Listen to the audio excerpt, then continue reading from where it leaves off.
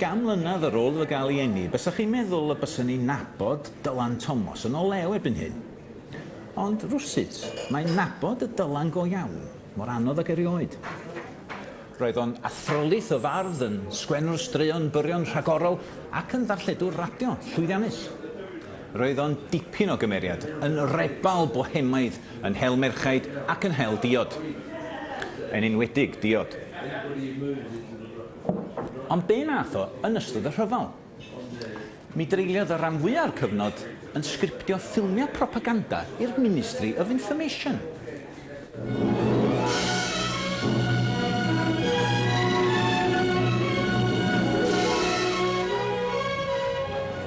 Roedd Dylan wedi datgan fwy nag unwaith na ddyla barddoniaeth ymhel o gwbl a gwleidyddiaeth. Felly, sut nath bardd fel yna gael ei hun yn gweithio fwy na heb i'r llywodraeth? A sut naeth ei waith o fel propagandydd ddylanwadu ar ei waith o fel bardd?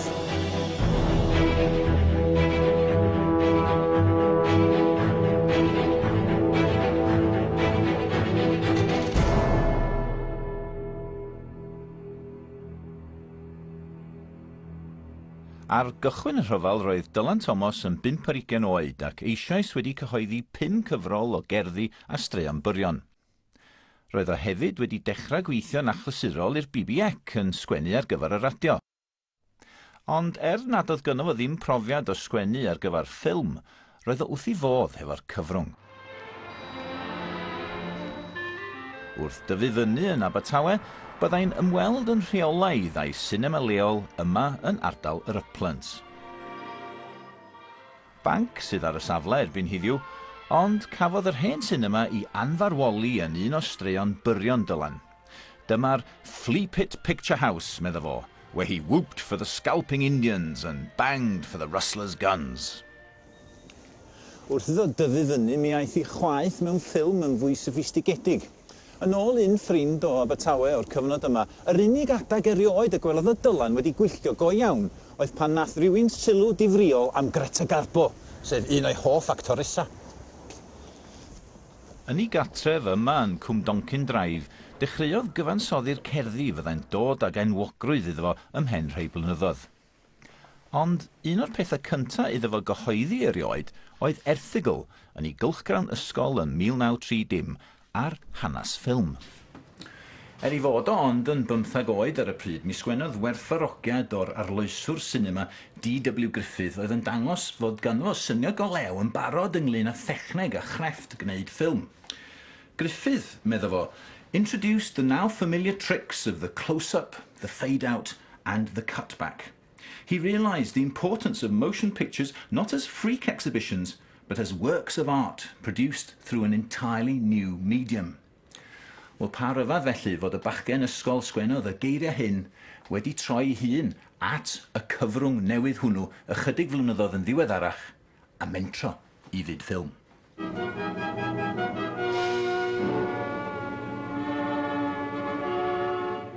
Rhwng 1941 a 1945, fe wnaeth Dylan Thomas sgriptio neu gyd-sgriptio o leia 15 o ffilmiau propaganda i'r llywodraeth. The new nations of the Commonwealth, side by side at last with Russia, China and the USA, making a new nations of the world, united in a war to the death against the living death of slavery under fascism. Ond fydda neb ar ddechrau rhyfel wedi disgwyl i Dylan Thomas fod yn gweithio hefo ffilmiau propaganda. Roedd Dylan yn arswydo rhag lladd neb, ac yn sicr doedd o ddim eisiau fod yn aelod o'r lluoedd arfog. Ond roedd o yn wfftio llawn gymaint at unrhyw un oedd yn cefnogi'r rhyfel trwy ddilliau llai uniongyrchol yn ogystal. Every literate or semi-literate party goer in London is stampeding the Ministry of Labour, willing to do anything from licking stamps and bums to writing recruiting literature or broadcasting appeals for warm bodies to become cold. Principle prevents us, I hope, from propaganding. Mae'r ffaith iddo fod mor ddilornus o propaganda a recriwtio, ac eto troi o fewn chydig flynyddoedd i wneud yr union bethau hynny ei hun, yn dangos pa mor gymleth oedd Dylan fel cymeriad. Mwyn ceisio deall y cymhlethdodau hynny'n well, mae angen i ni edrych yn fanylach ar wleidyddiaeth Dylan. Wrth dyfu fyny yn Abertawe yn ystod y 1930au, un person naeth ddylanwadu'n fawr arno fo oedd ei ffrind Bardd Trick, oedd yn dipyn o gymiwnydd. Byddai Dylan yn galw yn aml yn siop groser Bardd yma yn ardal Bryn Mill, ac yn y fflat uwchben y siop byddai'r ddau yn cynllunio dinistr llwyr y dosbarth llywodraethol chadal Dylan, a hynny wrth iddyn nhw fita blamonge a jeli. Roedd Dylan ar y pryd yn disgrifio'i hun fel sosialydd, ond un digon angkonfensiynol. Ond erbyn dechrau'r ail ryfel byd, roedd ei ddaliadau gwleidyddol os rhywbeth hyd yn oed yn anoddach i'w diffinio. Dyma be sgwennodd at Bardd Trick ym mis Medi 1939. I don't know how you feel about all this, but I can't raise up any feeling about this war at all. And the demon Hitlerism can go up its own bottom. I refuse to help it with a bayonet. Ym mis Mai 1940, cafodd Dylan brawf meddygol ar gyfer y lluoedd arfog, a chael ei roi yng nghategori EC3, sef y dynion olaf oedd yn cael ei galw i wasanaethu gwlad. Canlyniad oedd wrth ei fodd, mae'n debyg. Dwi wedi dod i gyfarfod ar athro John Goodby, sydd wedi cyhoeddi nifer o astudiaethau Dylan Thomas, ac mi ofynis i iddo fo'n gynta, tybed a ellid disgrifio Dylan fel heddychwr? I think he was and he wasn't. You know, it's this chameleon quality again. Constantine Fitzgibbon, his first biographer, said that he'd read the stories about Dylan Thomas. He'd heard all of the stories, and they seemed to be stories told not of one man or even two men, but of 6 or 8. And I think that's very much to the point. Yes, he was a pacifist in certain ways. He was a pacifist in the 30s, like a lot of socialists. They didn't want another war. But I think that within the remit of writing film scripts in the war was something else. It wasn't just about propaganda for joining the forces. There was also an element of social reconstruction. And I think this was part of maybe what drew Dylan Thomas in. Neges nifer o'r ffilmiau hyn oedd na ellid mynd yn ôl at dlodi'r 30au. Lads shouldn't have to play in a place like this. Kids shouldn't have to grow up in soot and muck. It isn't right. Roedd ffilmiau fel hyn yn rhagweld sefydlu'r wladwriaeth les ar ôl y rhyfel. Ond cyn i'r werin bobl allu mwynhau hynny, bydda'n rhaid curo'r gelyn yn gynta. But who's going to make them come true? There. You are. You're only folk that can make these plans come true. Remember, it's your town. Y cwmni cyntaf i gyflogi Dylan Thomas ym myd ffilm oedd Strand Films, ar y pryd un o'r cynhyrchwyr ffilmiau dogfen mwyaf ym Mhrydain. Roedd eu swyddfeydd nhw yn yr adeilad hwn yn Soho, yn Llundain, lle oedden nhw'n gweithio dan gytundeb i'r Ministry of Information ac yn cynhyrchu gymaint â 70 o ffilmiau propaganda mewn blwyddyn. Mewn llythyr at un o'i ffrindiau, mae Dylan yn rhoi darlun digon difyr o'r prysurdeb yn swyddfa Strand Films, yma yn rhif 1 Golden Square. I write to you in a ringing, clinging office with repressed women all around punishing typewriters. And just at this very moment, a man with a bloodhound's voice and his cheeks, I'm sure, full of Mars bars, rehearsing out loud a radio talk on India and the documentary movement. Gweitha tôn ddifriol y llythyr yna, roedd Dylan yn hapus iawn y gweithio yn Strand Films. Roedd yn derbyn cyflog o 8 punt yr wsnos a gododd yn ddiweddarach i 10 punt yr wsnos, ac roedd yr awyrgylch yn y gwaith yn digon anffurfiol. Bydda cyfarfodydd cynhyrchu yn aml yn cael eu cynnal yn fama yn mar cefn y Caffe Royal, neu mewn taferna cyfagos eraill. Ond gweitha enw drwg Dylan Thomas fel un oedd yn hel diod, mae sawl un a'i gydweithwyr wedi tystio i'w broffesiynoldeb o fel sgwennwr. Y gwir amdani yw, fysa fe ddim wedi cadw ei job fel arall. You've now arrived on your practice war site. As you can see, conditions are not likely to be particularly comfortable. Fel y rhan fwyaf o ffilmiau Dylan, cafodd hon ei hadolygu yng nghylchgrawn y diwydiant, y documentary newsletter, ac mae pob adolygiad yn hwnnw yn gorffan yn yr un modd, gydag asesiad o werth propaganda y ffilm. A job which the film admits must at times be hard, even depressing, is shown to be an inviting one. The film should bring in recruits to the service. Ond pa mor effeithiol oedd ffilmiau fel hyn fel rhan o'r ymdrech ehangach I ennill y rhyfel? Mwyn ateb y cwestiwn yna, dwi'n cyfarfod â Dr Jamie Medhurst o Brifysgol Aberystwyth, sy'n arbenigwr ar ffilmiau dogfen y cyfnod. Oedd ffilmiau yma'n bwysig iawn, ffilmiau dogfen oedd ar gael i'r gynulleidfa I wylio, ac oedd y Llywodraeth yn ymwybodol o hyn. Ac mae hwn yn mynd nôl, dwi'n credu, i'r 30au, a'r mudiad dogfen Brydeinig o dan arweiniad John Grierson. Oedd ei hunan yn gweld y sinema fel rhywbeth o bilpid, dyna eirio fe, felly, I bregethu'r bobl, I gyfleu negeseuon, I cynnig gwybodaeth, I addysgu'r gynulleidfa, ac hwnna wedyn yn trwyddo i'r cyfnod rhyfel, a'r Llywodraeth yn ymwybodol o bwysigrwydd y ddelwedd symudol a'r neges oedd yn gallu cael ei gyfleu trwy ffilmiau fel hyn. Faint o ffilmiau gath I gwneud dan nawdd y Ministry of Information?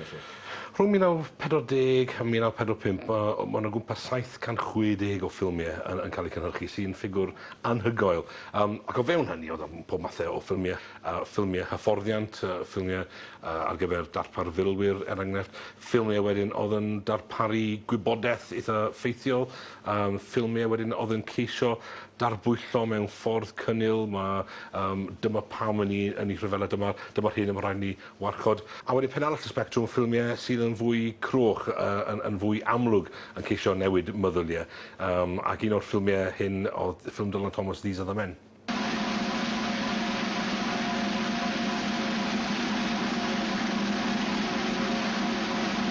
These are the men. These are to blame. Un o'r sgriptiau mwyaf clyfar sgwennodd Dylan Thomas oedd i'r ffilm hon, naeth droi propaganda'r Natsiaid yn erbyn nhw I hunin. Cymerodd Dylan ffilm enwog Leni Riefenstahl o rali Natsiaidd yn Nuremberg a sgwennu cyfieithiadau dychanol newydd o'r areithia, fel bod Hitler a'i gyd-arweinwyr I weld yn dilorni hunin. I grew into a discontented and neurotic child. My lungs were bad. My mother spoilt me and secured my exemption from military service. Consider my triumphant path to power. Mor glyfar o watwarus yw These Are the Men, mae dal yn ffilm eitha llawdrwm o safbwynt propaganda. I am a normal man.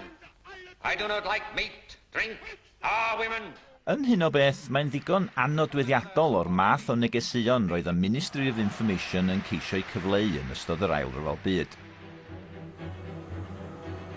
Yn yr ail ran, cawn weld sut naeth propaganda Prydeinig ddatblygu yn ystod y rhyfel, a sut naeth ysgrifennu Dylan Thomas ddatblygu yn ei sgil.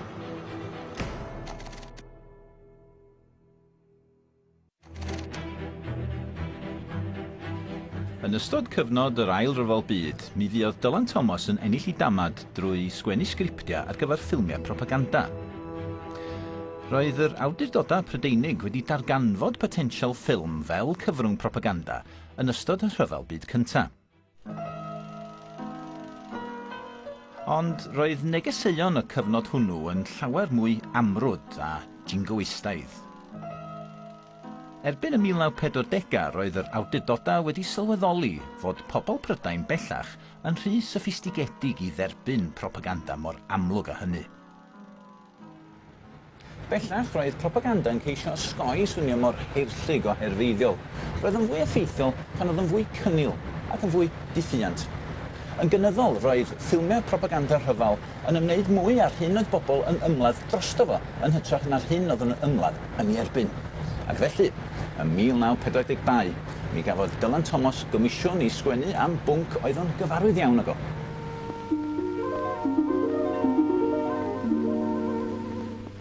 Morning is breaking over Wales at war.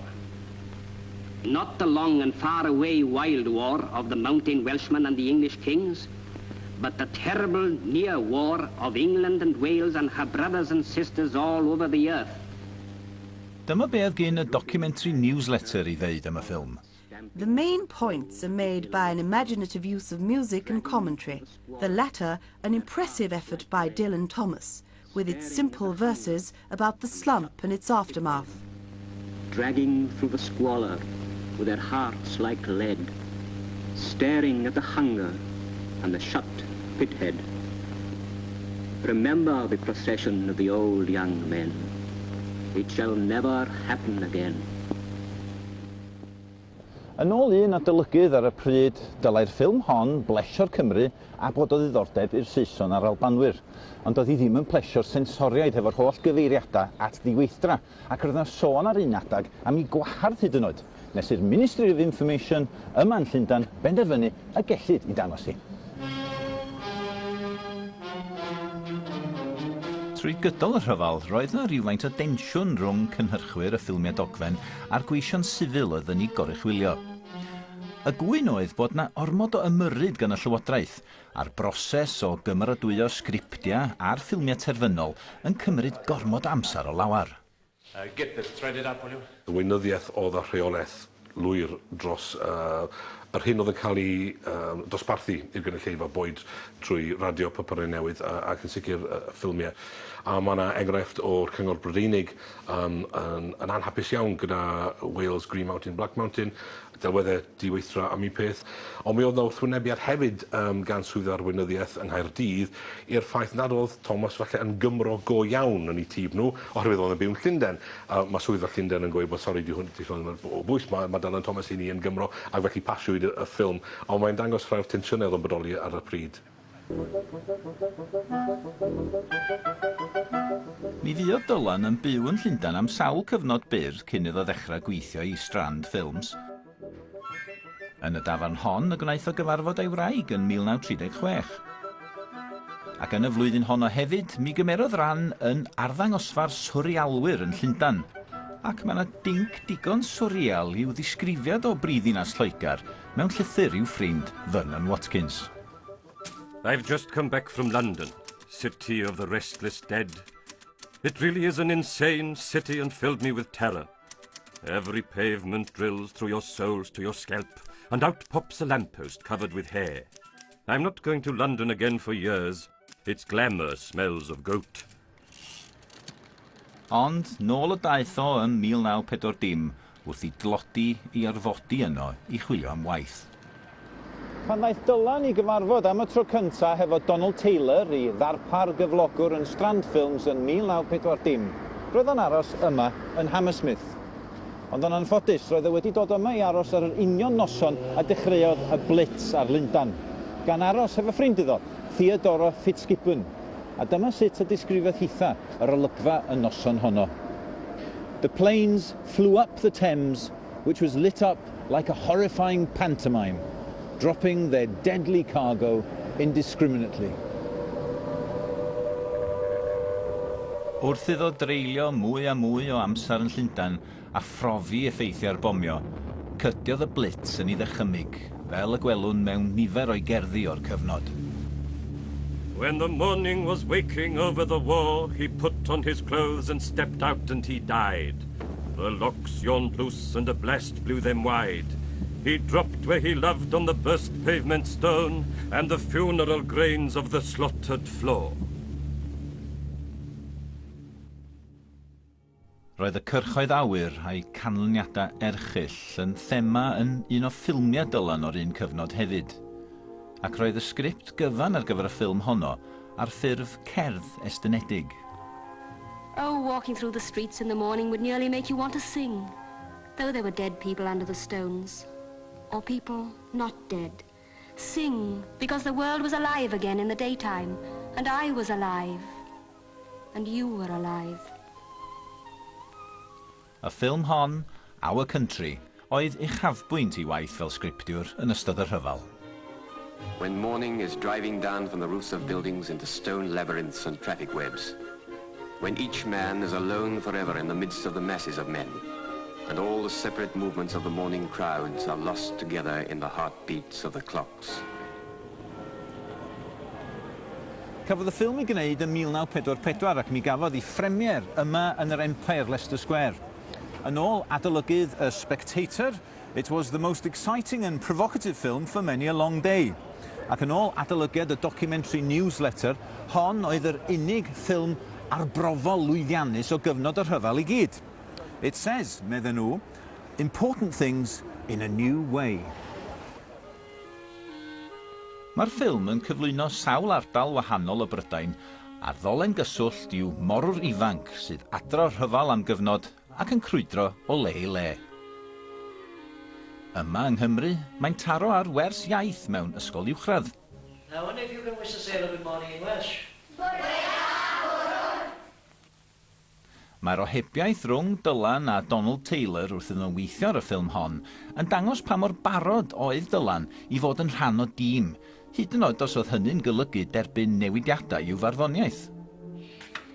Dear Donald, the cuts you made in the verse commentary, which from the point of view of the film were essential, did destroy some of the continuity of the verse as verse. Written down, the verse looks a little chaotic, as it's bound to be. Heard spoken to a beautiful picture, the words gain a sense and authority which the printed word denies them. Going out over the racing rails and a grumble of London leaving thunder, over the maze track of metal, through a wink and a spin of towns and signals and fields, out to the edges of the explosive, the moon-moved, man-indifferent, capsizing sea. Bod Dylan yn ddigon bodlon ildion greadigol I Donald Taylor yn maes ffilm, roedd parhau I lunio I gerddi hun yr un mor bwysig ag erioed gyda fo.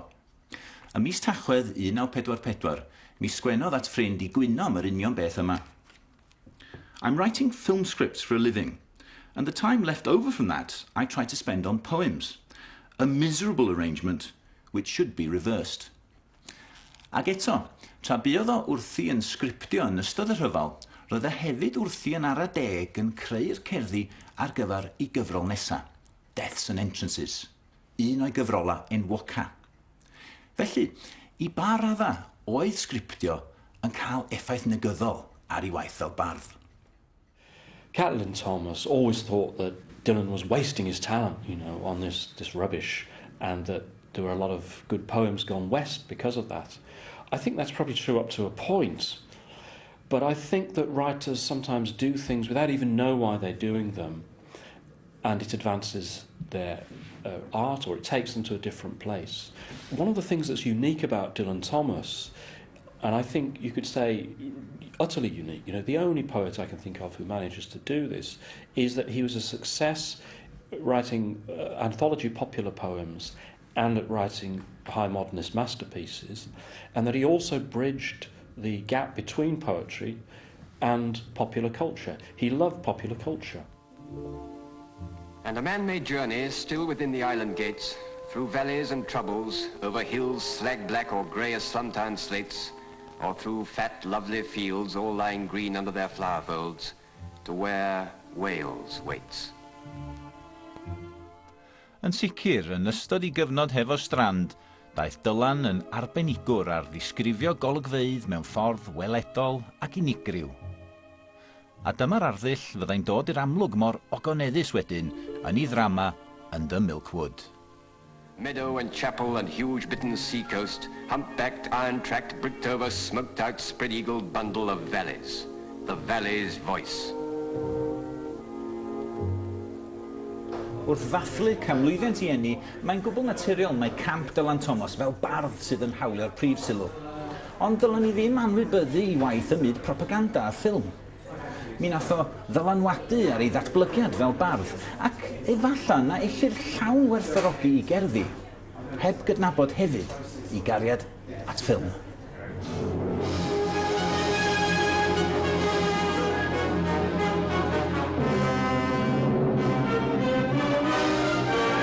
O Howard Marks a Bryn Terfel I Rowland Phillips a Max Boyce, hiwmor unigryw wrth I Jonathan a'i westeion ddathlu 10 mlynedd o joio mewn munud neu ddwy.